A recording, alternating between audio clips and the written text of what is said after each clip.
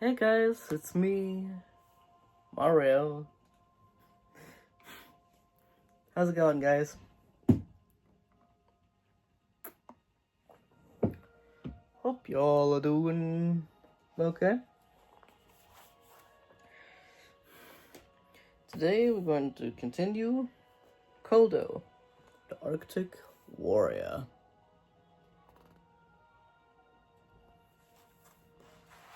Chapter 6, An Old Enemy. How you guys doing?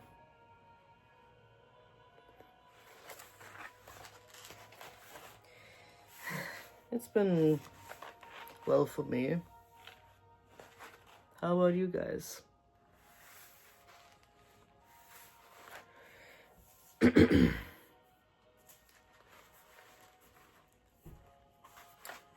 Chapter 6, An Old Enemy. They hadn't gone far when a woman's voice rang out. "Linus! Linus!" "It's my mother," said their guide. "I should have been home a while ago." A plump woman in an apron appeared ahead of them.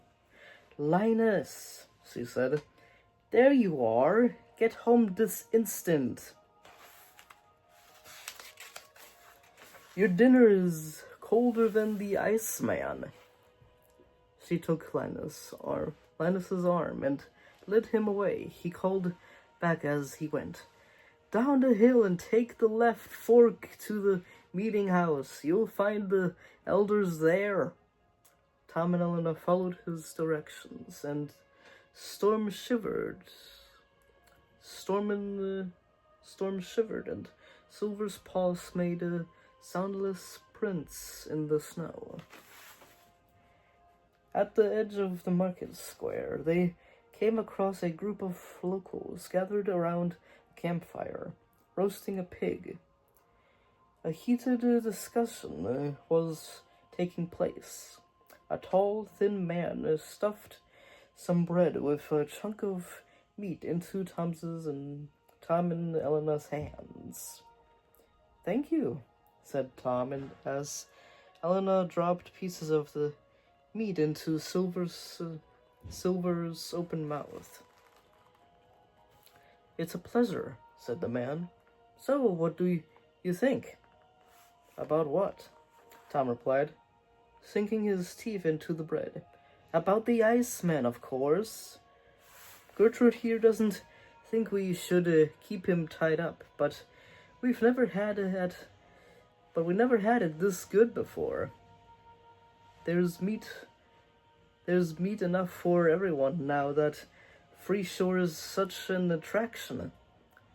"Meat isn't everything," said a woman seated opposite of him, who Tom guessed must be Gertrude. "What about the fishing holes, Simon? Since we've got his royal iceness, there's no more fish in 'em. It's all well and good attracting people to our town, but not if they eat all our food. We've got enough meat now, but what happens when the hunting dries up?" Tom looked at Elena. She'd barely touched her food, and her face was furrowed with concern. The townspeople had been kind to share their food. Why couldn't Tom's friend eat? "This shouldn't be happening to a beast," she commented quietly to Tom. "In all their quests, they'd never seen one of their foes robbed of his dignity like this." "You're right," he said. "Come on, let's find the meeting hall." They left the fireside and followed the path as Linus had advised. It was paved with small, flat stones.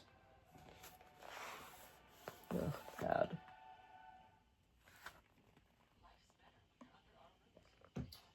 Ads. 2 ads that I couldn't skip. Soon a large building came into view, looming above the path, pale blue in the moonlight. They hurried towards it, and Tom placed his hands against one of the huge blocks that made up its walls. "It's an ice castle," he said. A light murmur of voices came from within the building. "This must be the meeting house," said Elena. She turned to Storm and Silver and made a circular motion with her hand. Storm and Silver immediately began to amble in a circle, moving to stay warm and in the chilly air. Tom rapped his knuckles 3 times and in the large wooden door.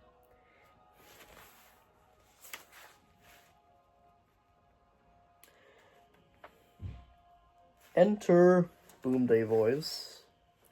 Tom pushed open the door and stepped inside. What he saw took his breath away.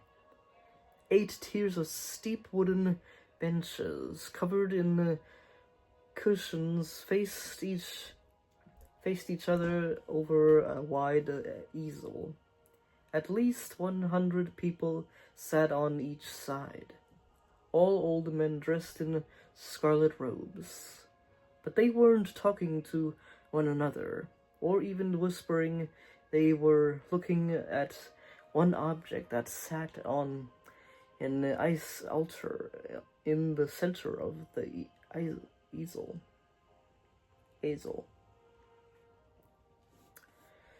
I don't know what that word is. It was a shield, pulsing with a green light. Tom immediately recognized it as Melmel's color of enchantment. The shield must belong to Koldo, he thought. It was clear that the beast had been trapped and robbed of his shield, torn free of the evil spell of Melmel. That explained why he wasn't putting up a fight. Koldo was locked inside his fiery prison because only the fury of Valmel would make him try to break free. Oh, excuse me. A robed elder stood and faced Tom. Here is Koldo's enchanted shield.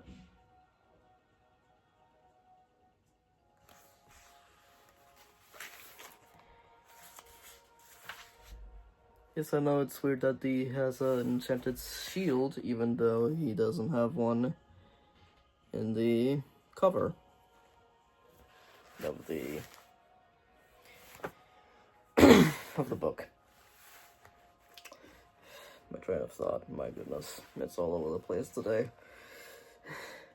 "I am Dyler, chief of this village. What can we do for you, stranger?" Every face was looking at Tom and Elena. Few of them were friendly. "You must free the Iceman," said Tom. Laughter erupted through the ranks of elders. "Free him?" said another elder. "Why would we do that? He was a curse on the free shore." "I know this makes no sense to you," Tom said, "but without his shield, the Iceman is no threat. You would be showing him a great kindness if you set him free." "He talks nonsense," a voice cried out. "The beast is our savior, our wealth." "He is innocent," shouted Elena. "If you keep him trapped, he'll die." More shouting drowned out her voice. Ugh, ad.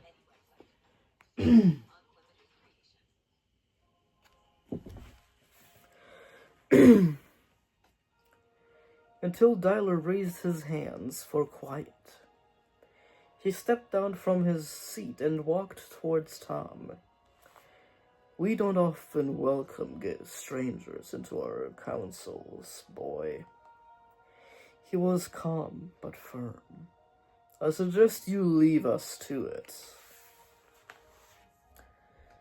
A shadow detached itself from the wall and slashed across the room. The village chief was suddenly thrown to the floor. A cloaked figure, tall and lean, stood before Tom. A slender hand went up to the hood and slowly drew it back. Tom recognized the thin face and the long, mud-brown hair. "Freya?" he gasped. Gwildur's mistress of the beasts stared back with glinting dark eyes. "Of course. Who else?" she hissed. There's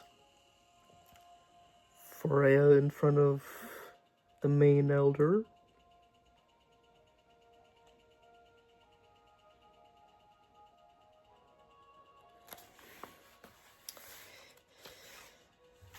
That was chapter 6 of Koldo, the Arctic Warrior. You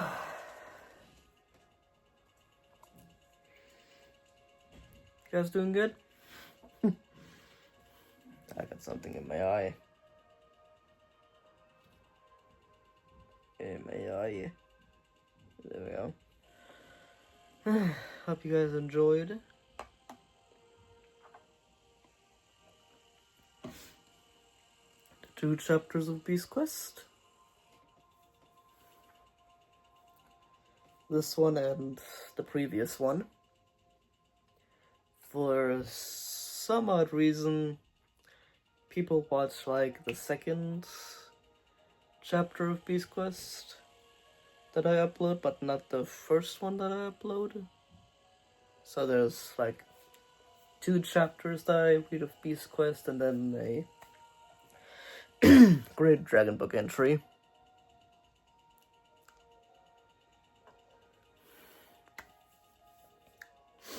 And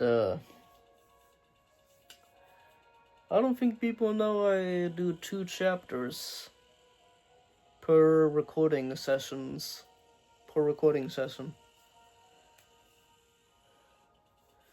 So you might want to check out the others too. I also have a playlist of all the series so far. We're on book 4, so we're really far ahead on series 4. I mean, series 5. I am all over the place today. Today was also my laundry day, so I had to do that too. But yeah, hope you guys like, subscribe, hit the bell if you guys are interested in more Beast Quest videos. And I will see you guys in the next one, which is going to be a Great Dragon Book entry. Because I already have another dragon prepared for that.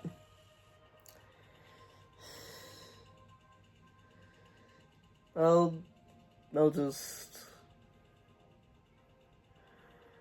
record whenever I have time.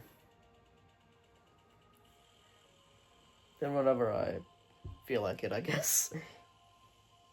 Whenever I have time and whenever I feel like it. Time and the dragon entry ready, so why not? Why not make videos on a Monday? Well, anyway, I hope you guys like, subscribe, hit the bell. I will see you guys in the next video. Bye bye.